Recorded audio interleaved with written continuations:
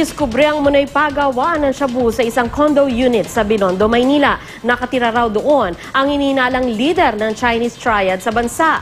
Aabot sa 5 milyong pisong halaga ng ipinagbabawal na gamot ang nasamsam ng mga otoridad. Narito ang aking report.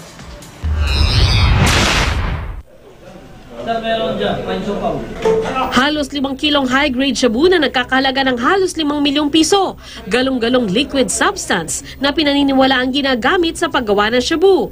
Meron ding liquid form ng shabu, weighing scale at drug paraphernalia gaya ng toother at foil. Ikinagulat daw ng NBI na mistulang shabu laboratory ang kanilang natuklasan sa condominium unit na ito sa Binondo. Ayon sa mga taga-NBI, magsiserve sana sila ng warrant of arrest para sa Chinese national na si Jaime Chua, isa sa mga suspected leader ng Chinese triad sa bansa.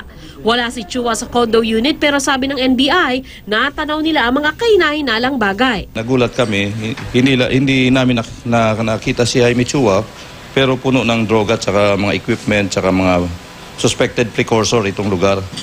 Nakitaan namin ng may mga ginagawa dito, parang sa tingin namin may indicators na ginagamit ito as kitchen lab ng sindikato. Marami kaming nakuha ang mga finished product, more or less mga 5 kilos na shabu. Hinala ng NBI, nakatunog si Chua kaya nakatakas. Tanging ang nagpakilalang caretaker na si Albert So ang nadatnan sa condo unit.